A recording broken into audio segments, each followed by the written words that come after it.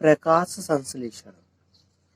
प्रकाश संश्लेषण की प्रक्रिया को प्रभावित करने वाले कारक।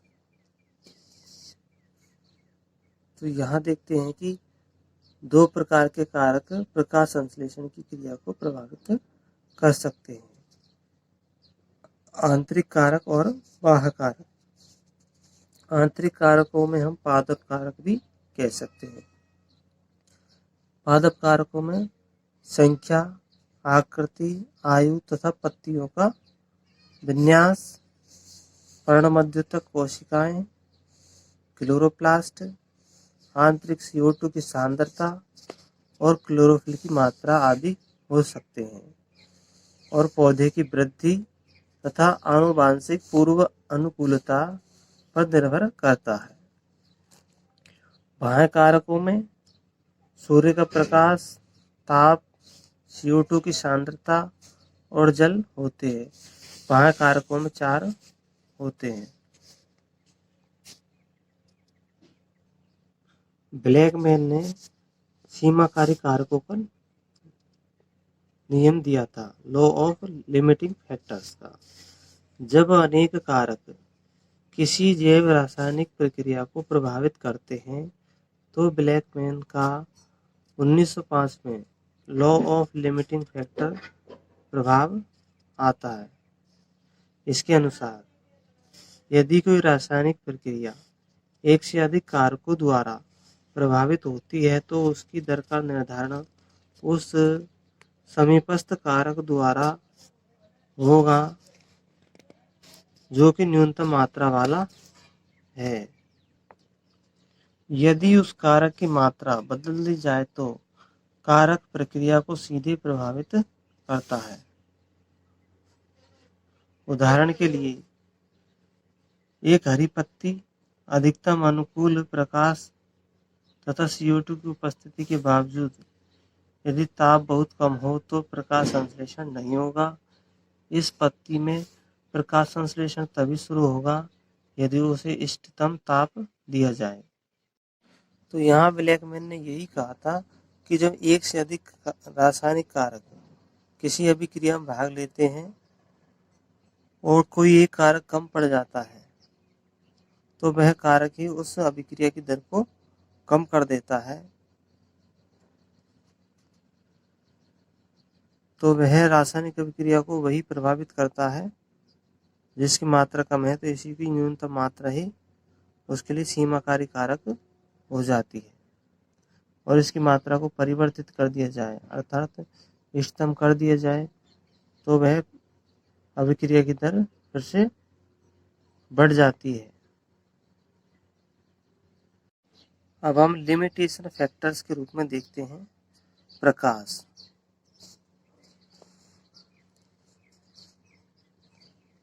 तो प्रकाश को देखते हैं हम। तो यहाँ हम प्रकाश की तीव्रता पर आपतित प्रकाश तथा CO2 के यौगीकरण की दर के बीच रेखीय संबंध देखते हैं।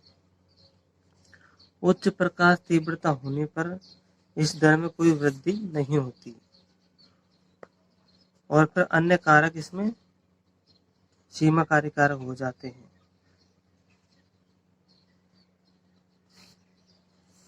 और फिर प्रकाश संतृप्ति यानी जो प्रकाश की सांद्रता है वो पूर्ण प्रकाश के 10% पर ही हो जाती है, अर्थात संपूर्ण प्रकाश का 10% भाग ही पर्याप्त होता है प्रकाश संश्लेषण के लिए।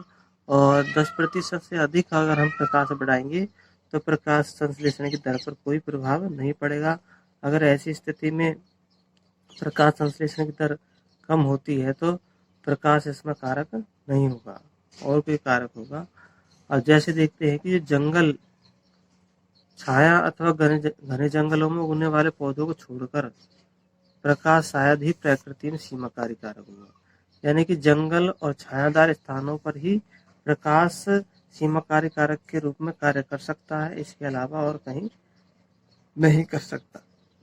और एक निर्धारित सीमा के बाद आपतित प्रकाश क्लोरोफिल के विघटन का कारण हो सकता है और प्रकाश संश्लेषण की दर कम हो सकती है।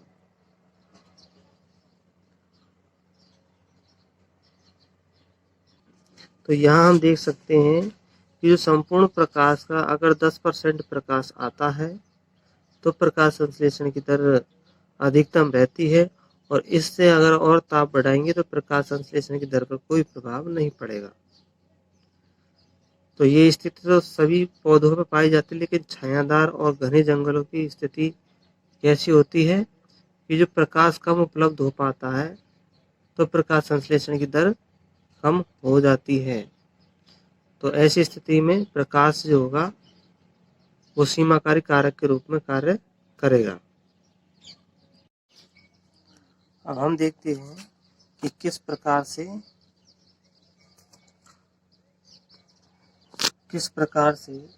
कार्बन डाइऑक्साइड सीमाकारी कारक होता है।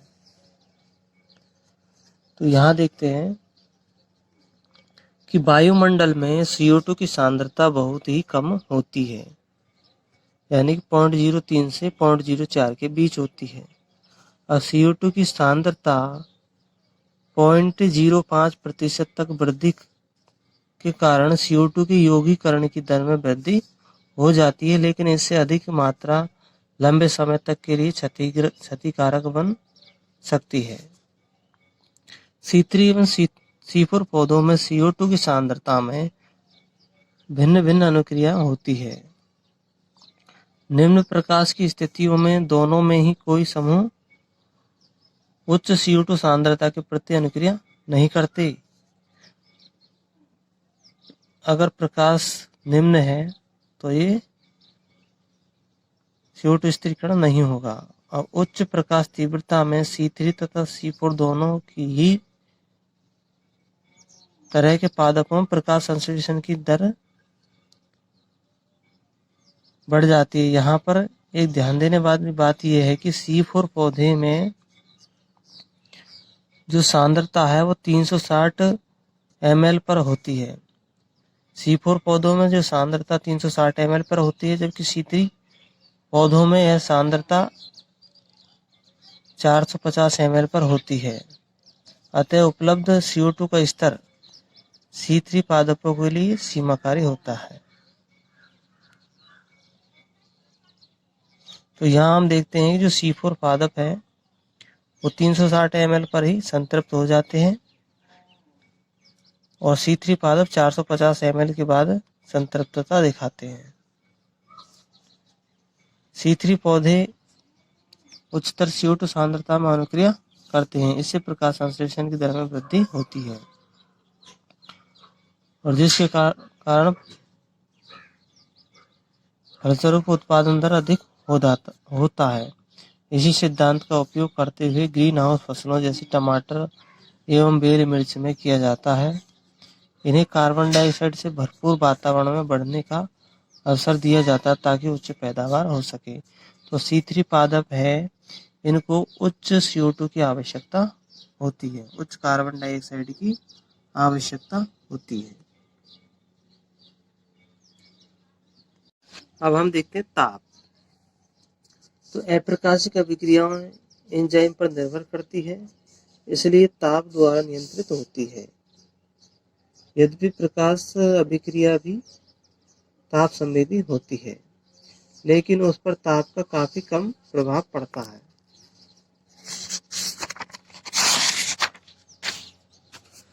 C4 पादपों पर अनुक्रिया C4 पादप उच्च ताप पर अनुक्रिया करते हैं, उनमें प्रकाश संश्लेषण की दर भी उच्च होती है। C3 पौधों के लिए इष्टतम ताप कम होता है। विभिन्न पौधों के प्रकाश संश्लेषण के लिए इष्टतम ताप उनके अनुकूलित आवास पर निर्भर करता है। उष्णकटिबंधीय पौधों के लिए इष्टतम ताप उच्च होता है। समशीतोष्ण जलवायु में उगने वाले पौधों के लिए एक अपेक्षाकृत कम ताप की आवश्यकता होती है। अब हम देखते हैं जल। यद्यपि प्रकाश अभिक्रिया में जल एक महत्वपूर्ण प्रतिक्रिया अभिकारक है, तथापि कारक के रूप में जल का प्रभाव पूरे पादप पर पड़ता है, न कि सीधे प्रकाश संश्लेषण पर। जल तनाव रंध्र को बंद कर देता है। जल का तनाव रंध्र को बंद कर देता है, अतः CO2 की उपलब्धता घट जाती है।